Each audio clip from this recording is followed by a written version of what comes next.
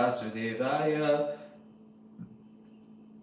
Narayanam Namaskritya Naram Chaiva Narottamam Devam Saraswatam Yasam Tato Jayamudire Nashtaprayashu Bhadreshu Nityam Bhagavata Sevaya Bhagavatyuttama Shloke Bhaktir Bhavati Naishtiki. Reading from chapter 31 of the 10th canto, the Gopis' Song of Separation. This chapter relates how the Gopis, overwhelmed by feelings of separation from Krishna, sat down on the bank of the Yamuna and began praying for his audience and singing his glories.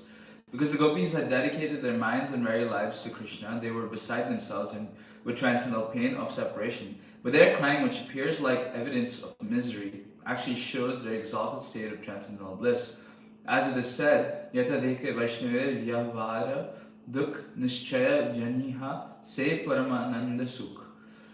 Whenever one sees a Vaishnava acting unhappy, one should know it is for sure that he is actually experiencing the highest spiritual bliss. Thus, each of the gopis began addressing Lord Sri Krishna according to her individual mode of ecstasy, and they all prayed for him for his mercy. As the pastimes of Krishna spontaneously arose in the minds of the gopis, they sang their song, which relieved the agony of those suffering from the burning pain of separation from Krishna, and which bestows supreme auspiciousness. They sang, O Lord, O lover, O cheater, when we remember your smile, your loving glances, and your pastimes with your boyhood friends, we become extremely agitated, remembering your lotus face, adorned with locks of blackish hair, smeared with the dust of the cows, we become irrevocably attached to you. And when we remember how you followed the cows from the forest with your tender feet, we feel great pain. In their separation from Krishna, the gopis considered a single moment an entire age. Even when they had previously seen him, they had found the blinking of their eyelids intolerable, for it blocked their vision of him for a fraction of a second. The ecstatic sentiments of Lord Krishna that the gopis express may appear like symptoms of lust, but in reality they are manifestations of their pure desire to satisfy the Supreme Lord's spiritual senses. There is not even the slightest trace of lust in the moods of the gopis. Gopya uchuhu jayati tedikam janmana vraja shayata indira shashvadatrahi daita drisyatam dikshu stavatas tvai dhritasavas tvam vichinvate. The gopi said, O beloved, your birth in the land of Vraj has made it exceedingly glorious, and thus Indira, the goddess of fortune, always resides here. It is only for your sake that we, your devoted servants, maintain our lives. We have been searching everywhere for you, so please show yourself to us. Those who are familiar with the art of chanting Sanskrit verses will be able to appreciate the especially exquisite Sanskrit poetry of this chapter. Specifically, the poetic meter of the verses is extraordinarily beautiful, and also, for the most part, in each line, the first and seventh syllables begin with the same consonant, as do the second syllables on all four lines.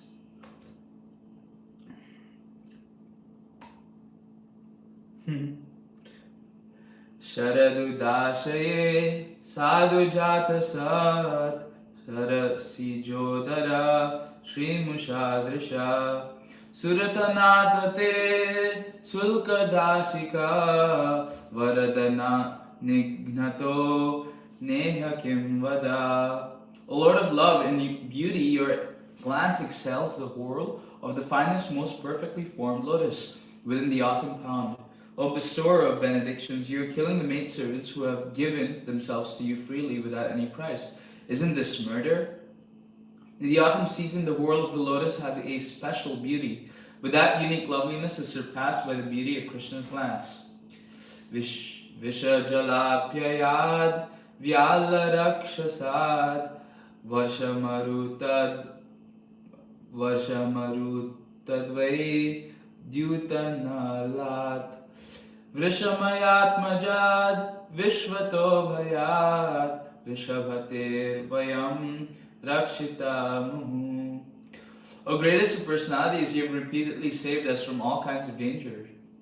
From poisoned water, from the terrible man-eater Agha, from the great rains, from the wind demon, from the fiery thunderbolt of Indra, from the bull demon, and from the son of Mayadanava. Here the gopis imply, O Krishna, you saved us from many terrible dangers. So now that we are dying of separation from you, won't you save us again? Srila Vishwanath Chakravarti Thakur explains that the gopis mentioned Narishta and Vyama because although Krishna had not killed these demons, the fact that he would kill them in the future was well known, having been predicted by the sages Garga and Bhaguri at the time of the Lord's birth. Nakalu Gopika Nandano Bhavan Akhila Dehinam Antaratmadrik Vikhana Sathito Vishwaguptaye Saka Uddeyivan Satvatam Kule. You're not actually the son of the Gopi Yashoda, O friend, but rather the indwelling witness in the hearts of all embodied souls. Because Lord Brahma prayed for you to come and protect the universe, you have now appeared in the Satvata dynasty. The gopis here imply, since you have descended to protect the entire universe, how can you neglect your own devotees? Virachita bhayam vrishni duryate charanam iyusham samsritir bhayat karasuroruham kanta kamadam shirasi dehina shikaragraham. O best of the Vrishnis, your lotus-like hand, which holds the hand of the goddess of fortune, grants fearlessness to those who approach your lotus feet out of fear of material existence. O lover, please place that wish-fulfilling lotus hand on our heads. Vrajajanartihan virayoshitam nijajanasmaya dvamsanasmita bhajasake bhavat kinkari smano jalaruha nanam charudarshaya. O you who destroy the suffering of Rajas people, O hero of all women, your smile shatters the false pride of your devotees. Please, dear friend, accept us as your maidservants and show us your beautiful lotus face. Pranata dehinam papakarshanam trinacharanugam sriniketanam Phanipanarpitam te padambujam krinuchukeshuna krindihrichayam. Your lotus feet destroy the past sins of all embodied souls who surrender to them. Those feet follow after the cows in the pastures and are the eternal abode of the goddess of fortune. Since you once put those feet on the hoods of the great serpents Kaliya, please place them upon our breasts and tear away the lust in our hearts. In their appeal, the gopis point out that Krishna's lotus feet destroy the sins of all surrendered conditioned souls. The Lord is so merciful that he even goes out to herd the cows in the pasturing grounds, and thus his lotus feet follow them about in the grass. He has offered the lotus feet to the goddess of fortune and has placed them upon the hoods of the serpent Kaliya. Therefore, considering all this, the Lord should place the lotus feet on the gopis' breasts and satisfy their desire. That is the logic the gopis employ here. Madhuraya gira valguvyakya buddhamanognaya pushkarekshana vidikaririma viramuhyatir adhara siddhuna pyayayasvana. O lotus-eyed one, your sweet voice and charming words which attract the minds of the intelligent are bewildering us more and more. Our dear hero, please revive your maidservants with the nectar of your lips. Tava katamritam tapta jivanam kavibhiriditam kalmashapaham Shravanamangalam Srimadatam Bhuvi Ghanantiye Bhuridajana. The nectar of your words and the descriptions of your activities are the life and soul of those suffering in this material world. These narrations, transmitted by learned sages, eradicate one's sinful reactions and bestow good fortune upon whoever hears them. These narrations are broadcast all over the world and are filled with spiritual power. Certainly those who spread the message of Godhead are most munificent. King Prataparudra recited this verse to Sri Chaitanya Mahaprabhu during Lord Jagannath's Rath Yatra festival. While the Lord was resting in the garden, King Prataparudra humbly entered and began massaging his legs and lotus feet. Then the king recited The 31st chapter of the 10th canto of the Srimad Bhagavatam, the Song of the Gopis. The Chaitanya Charitamrita relates that when Lord Chaitanya heard this verse, beginning Tava Kathamritam, he immediately arose in ecstatic love and embraced King Prataparudra. The incident is described in detail in Chaitanya Charitamrita, Madhya 14:4-18, and in this edition, Srila Prabhupada has given extensive commentary on it.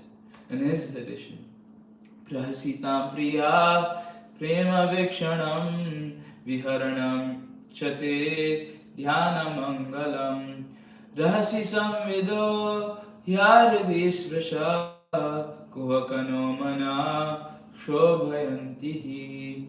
Your smiles, your sweet loving glances, the intimate pastimes and confidential talks we enjoyed with you, all these are auspicious to meditate upon, and they touch our hearts. But at the same time, O deceiver, they very much agitate our minds. Chalasiyad Vrajach Charayan Pashun Nalina Sundaram Natate Padam Shilatrinan Kurraye Sidatitina Kalilatamana Kantagachati. Dear Master, dear lover, when you leave the coward village to hurt the cows, our minds are disturbed with the thought that your feet, more beautiful than a lotus, will be pricked by the spiked husks of grain in the rough grass and plants. Dina parikshaye nila kuntalair vanar ruhananam bibradavritam ghanarajasvalam darshayan muhur manasinasmaram virayachasi. At the end of the day, you repeatedly show us your lotus feet covered with dark blue locks of hair and thickly powdered with dust. Thus, O hero, you arouse lusty desires in our mind. Pranata kamadam padmajarchitam dharani mandanam dhyayam mapadi charana pankajam shantamam chate ramanana staneshva Shaneshwar Payadihan. Your lotus feet, which are worshipped by Lord Brahma, fulfill the desires of all who bow down to them. They are the ornament of the earth. They give the highest satisfaction, and in times of danger, they are the appropriate object of meditation. O lover, destroyer of anxiety, please put those lotus feet upon our breasts. Surata Vardhanam Shokanashanam Svarita Venuna Sustu Chumbitam Itara Ragavishmaranam Nrinam Vitaviranaste Dharamritam. O hero, kindly distribute to us the nectar of your lips, which enhances conjugal pleasure and vanquishes grief. That nectar is thoroughly relished by your vibrating flute and makes people forget any other attachment. Sri Vishwanath Chakravarti's charming commentary on this verse in the form of a dialogue between the gopis and Krishna. Gopis say, O Krishna, you exactly remember Dhanvantari, the best of physicians, so please give us some medicine. We are suffering from the disease of romantic desire for you. Don't hesitate to give us the medicinal nectar of your lips freely without our paying a substantial price. Since you are a great hero in giving charity, you should give it without any payment, even to the most wretched persons. Consider that we are losing our life, and that now you can restore us to life by giving us that nectar. After all, you have already given it to your flute, which is simply a hollow bamboo stick.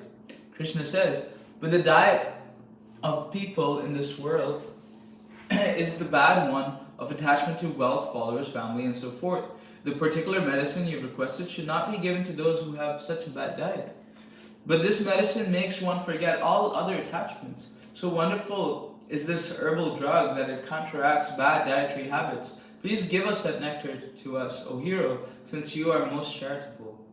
Atati adbhavan ahnikananam trutiyugayate tvama pashyatam kutila kuntalam shrimukham chate jada udikshatam pakshmakridrisham.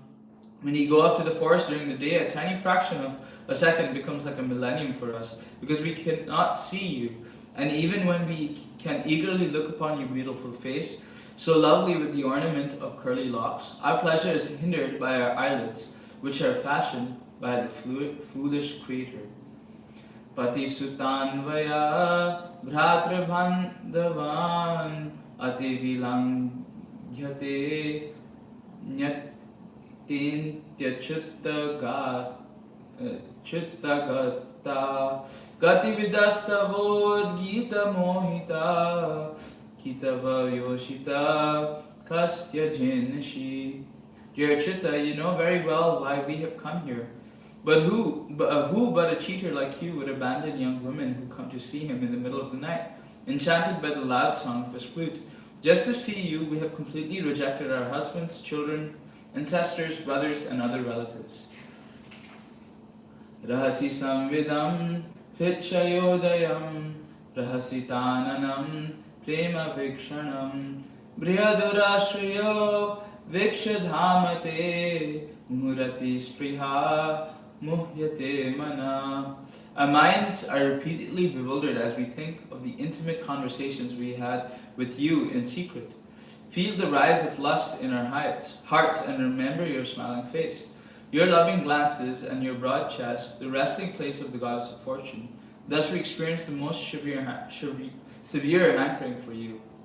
Vajavanokasam vyaktirangate rijinahantrialam vishvamangalam tyajamanakshanas tvatsprihatmanam swajana vidrujam yanishudanam. O beloved, your all-auspicious appearance vanquishes the distress of those living in Raja's forest. Our minds long for your association. Please give to us a bit of that medicine which counteracts the disease in your devotees' hearts. According to the Acharyas, the gopis repeatedly entreat Lord Krishna to place his lotus feet on their breasts. The gopis are not victims of material lust, but rather they are absorbed in pure love of Godhead, and thus want to serve Lord Krishna's lotus feet by offering their beautiful breasts to him. Materialistic persons who are victims of mundane sex desire will not be able to understand how these conjugal dealings take place on a pure spiritual platform, and that is the materialist's great misfortune. Yate sujacharanam bhuruham staneshu vitashane priya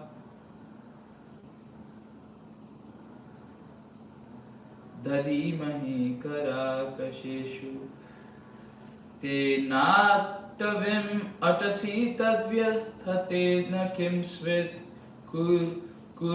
kurpadibhir brahmatidhir bhavat ayusham na. O dearly beloved, your lotus feet are so soft that we place them gently on our breasts, fearing that your feet will be hurt. Our life rests only in you.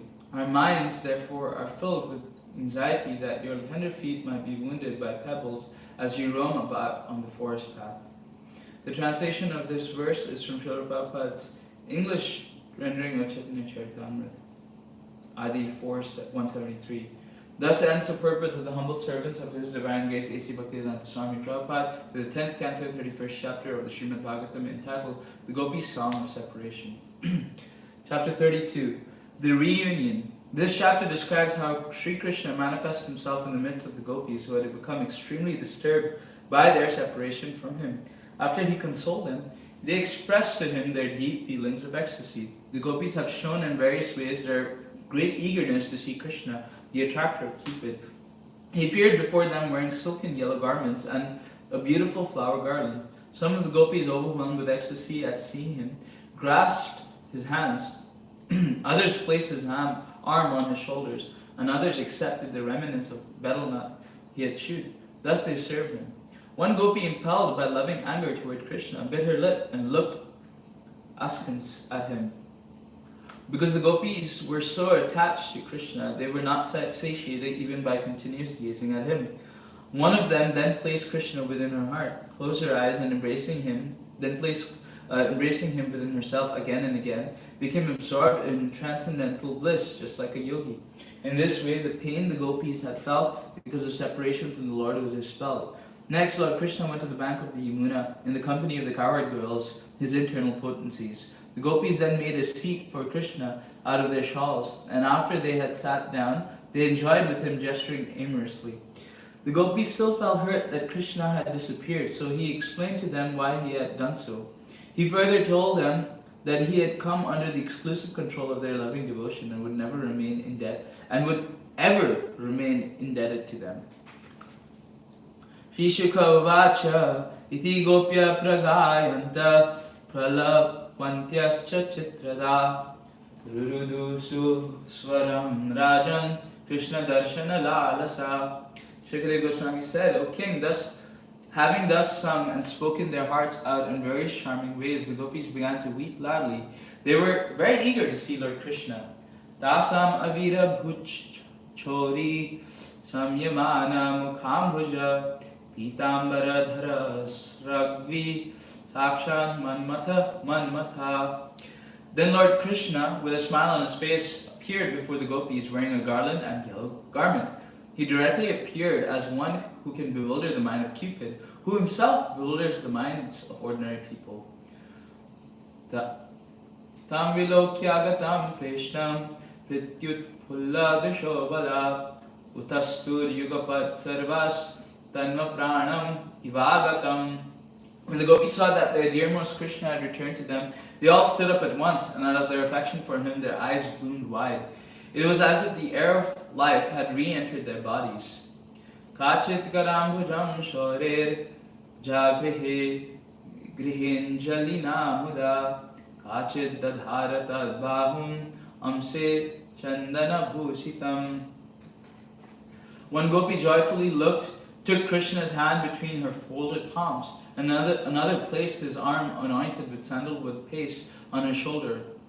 Kachit Anjali Nagrinat Tanvitambula Charvitam Ekatadangri Kamalam Santapta Stanayo Radhat. A slender gopi respectfully looked in her joined hands the betel nut he had chewed. Another gopi, burning with desire, put his lotus feet on her breasts. Eka bhrukutim abhadya prema sambrambha vihvala gnanti vaikshat katakshepai sandasta dasanachada. One gopi, beside herself with loving anger, bit her lips and stared at him with frowning eyebrows, as if to wound him with her harsh glances. Aparanimishad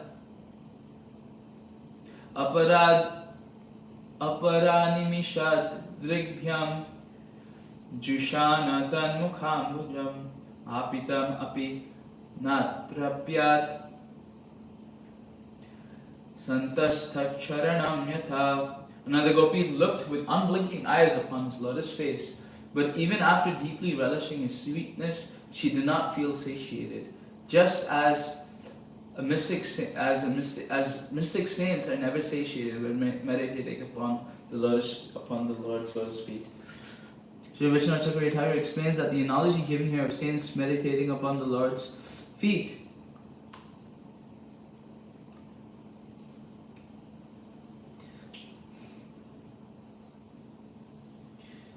is only partially applicable, since the ecstasy of the gopis felt when Krishna came back was actually unparalleled.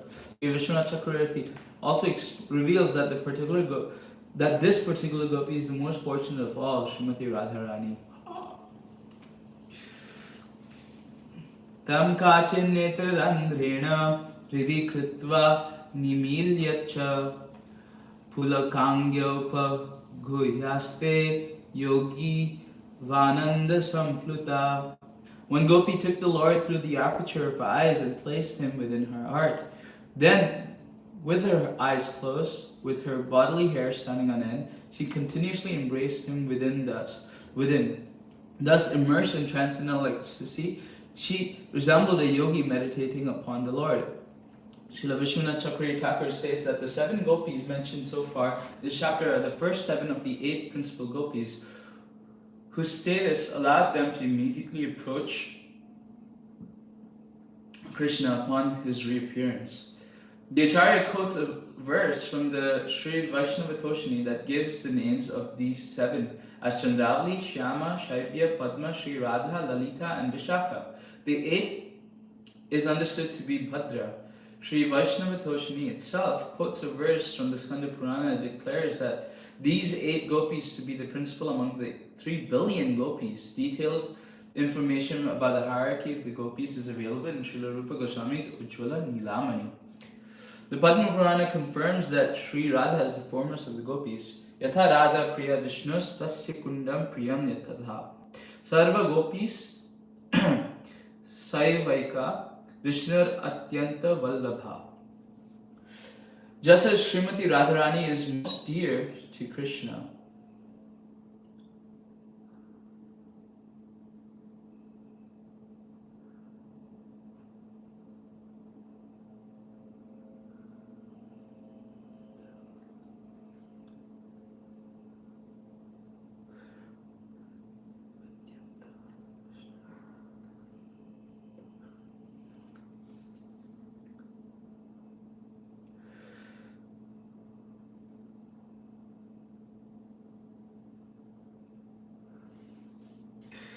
just as Srimati Radharani is most dear to Krishna, her bathing pond is similarly dear.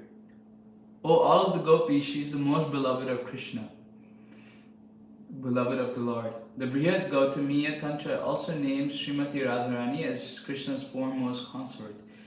Devi Krishna Mai Prokta Radhika Paradevata Sarva Lakshmi Mai Sarva Kanti Sammohini Para. The transcendental goddess Srimati Radharani is the direct counterpart of Lord Shri Krishna. She is the central figure of all the goddesses of fortune. She possesses all attractiveness to attract the all-attractive personality of Godhead. She is the primeval internal potency of the Lord. This translation is Srila Prabhupada's English rendering of Chaitanya Charitamrita Adi 483. Additional information about Sri Radha is given in the Rig Parishishta, supplement to the Rig Veda. Radhaya Madhavo Devo Madhavenaiva Radhika Vibrajante Janeshu. Among all persons, it is Sri Radha, in whose company Lord Madhava is especially glorious, as she is especially glorious in his. Sarvasta Keshavaloka Paramotsava Nirvrita Jahur Vira Jam Tapam Prajnam Prapya Yathajana. All the gopis enjoyed the greatest festivity when they saw their beloved Keshava again. They gave up their distress of separation, just as people in general forget their misery when they gain the association of spiritually enlightened person. Tabhir vidhuta shokhabhir bhagavan achuto vrita vyarochatadhikam tata purusha shaktibhir yatha. Encircled by the gopis who were now relieved of all distress, Lord Chitta, the Supreme Personality of Godhead, shone forth splendidly. My dear king, Krishna thus appeared like a super soul encircled by his spiritual potencies. The gopis are all Lord Krishna's internal potency, and therefore when they were relieved and happy again, the Lord shone forth even more brilliantly than before. His transcendental bliss increased. Krishna loves the gopis with pure transcendental love, and they love him in the same pure way. The whole affair conducted on the transcendental platform is conceivable to those bound in material existence. Ta samadaya kalindya nirvishya pulinam vibhu vikasat kunda mandara subhya nila shatpadam sarachandramsu sandoha dvasta dosha tamasivam Krishnaya hasta tarala chitta komala valukam.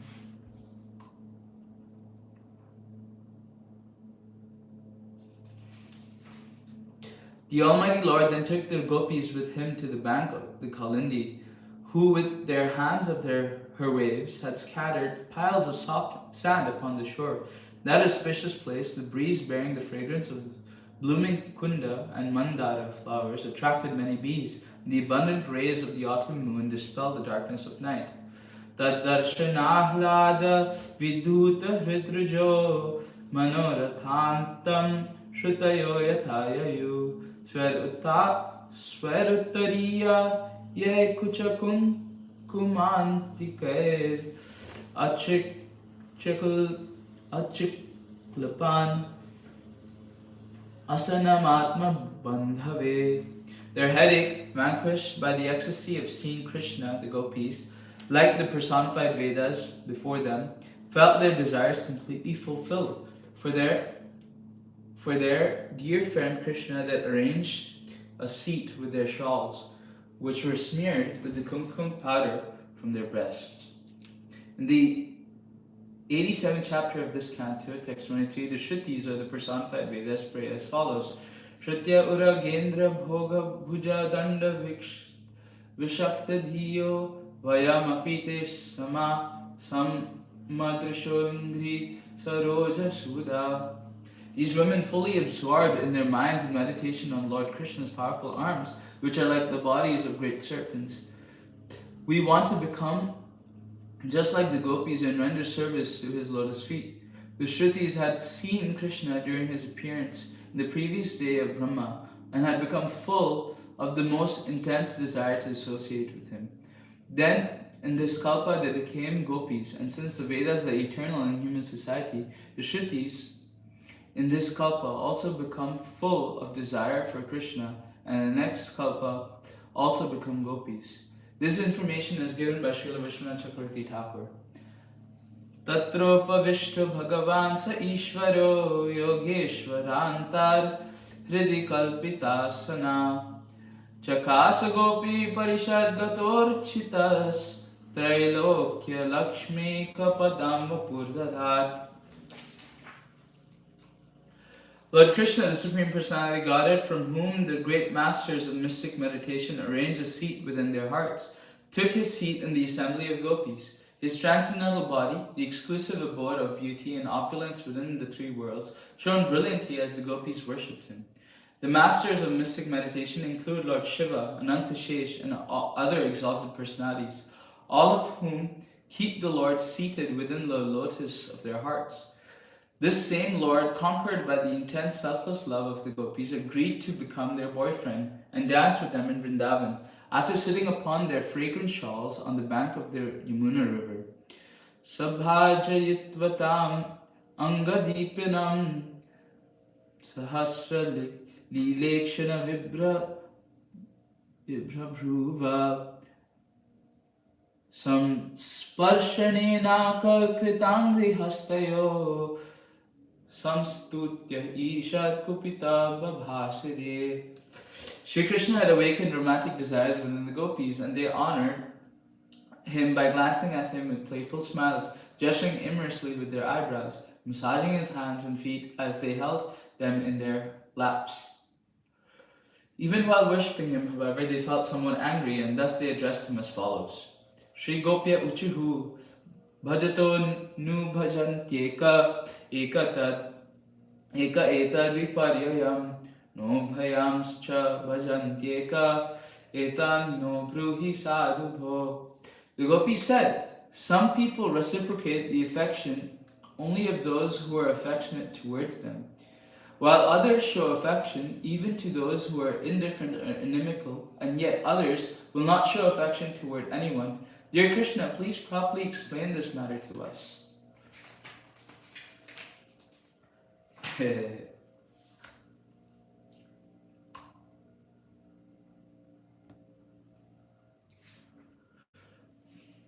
By this apparently polite question, the gopis want to expose Lord Krishna's failure to properly reciprocate the love. They were very disturbed when Krishna left them in the forest, and they want to know why he caused them to suffer in these loving affairs. Shri Bhagavan Vacha Mito Bhajanti Ye Shakya Swarthai Canto Dhyama Hite Natatra Savridam Dharma Swarthartham Yad Tad Dinantaya Nanyatha. The Supreme Personality Godhead said, so-called friends who show affection for each other only to benefit themselves are actually selfish. They have no true friendship. nor are they following the true principles of religion. Indeed, if they did not expect benefit for themselves, they would not reciprocate.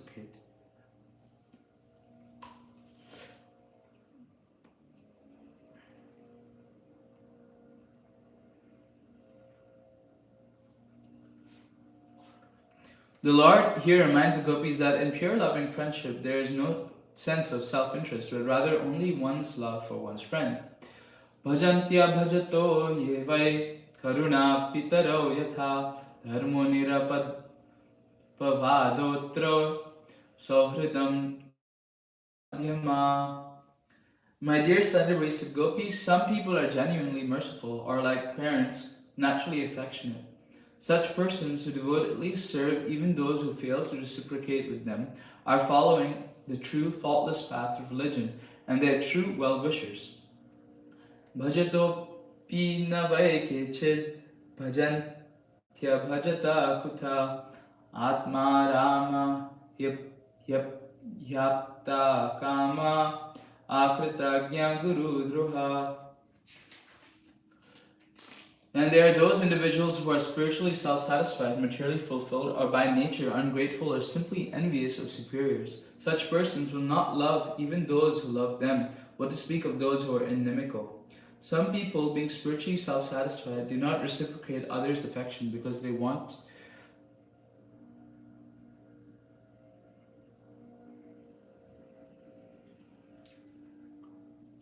Some people, being spiritually self-satisfied, do not reciprocate others' affection because they want to avoid entanglement in mundane dealings. Other persons do not reciprocate simply out of envy or arrogance.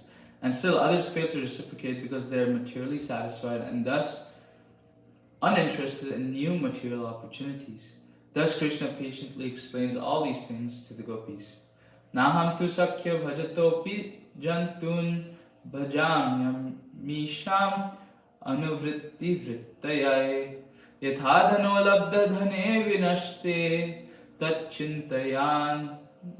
chintayanyan nibhrito naveda. But the reason I do not immediately reciprocate the affection of the living beings, even when they worship me, O gopis, is that I want to intensify their loving devotion. Then they then become like a poor man who has gained some wealth and lost it, and who thus becomes so anxious about it that he can think of nothing else.